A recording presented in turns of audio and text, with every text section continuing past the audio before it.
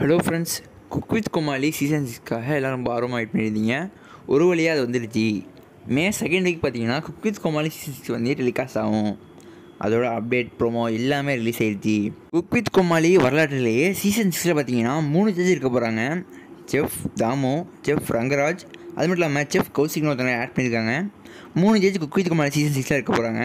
Chef Venkatesh Bhat பார்த்தீங்கன்னா அந்த cook with Comali promo அப்டேட்லாம் பார்த்து ரொம்ப வருத்தப்பட்டிருக்காரு. மக்களோட கமெண்ட்ஸ்லாம் பார்த்தோன்னே ரொம்ப மனசு உடைஞ்சிருக்காரு வெங்கடேஷ் பட் பார்த்தீங்கன்னா இந்த மாதிரி கமெண்ட்ஸ்லாம் படித்தோன்னே குக் வித் கோமாளி நானும் ரொம்ப மிஸ் பண்ணுறேன். குக் வித் கோமாளியில் நான் இருக்க வேண்டியது நான் இல்லாமல் போயிட்டேன். யாரோ புதுசாக இருக்காங்க, எல்லா கோமாளிஸ் எல்லாரையும் நான் ரொம்ப மிஸ் பண்ணுறேன். 4 வருஷம் எக்ஸ்பீரியன்ஸு, அது மட்டும் இல்லாமல் பார்த்தீங்கன்னா முக்கியமாக குக் வித் கோமாளி சீசன் 2 மாதிரி வேறு எதுவுமே வராது, எந்த சீசனுமே வர முடியாது. சீசன் 6 சீசன் 7 வந்தாலும் சீசன் 2 தான் பெஸ்ட்டு. ஆனால் அவ்வளோ என்ஜாய் பண்ண அந்த ஒரு சீசனு, வாழ்க்கைனா அங்கே தான் என்னென்னு தெரிஞ்சுது. நிறைய பேர் அந்த சீசன்லேருந்து ட்ரெண்ட் ஆனாங்க, நிறைய பேர் பெரிய பெரிய இடத்துக்கு போனாங்க, நிறைய மூவிஸ்லாம் பண்ணாங்க.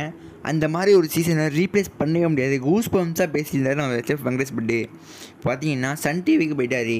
ரொம்ப மிஸ் பண்ணுறேன், கோமாளிஸ் புகழ் எல்லாரும் மிஸ் பண்ணுறேன் அந்த மாதிரி சொல்லி வருது இருந்தார் செஃப் வெங்கடேஷ் பட்.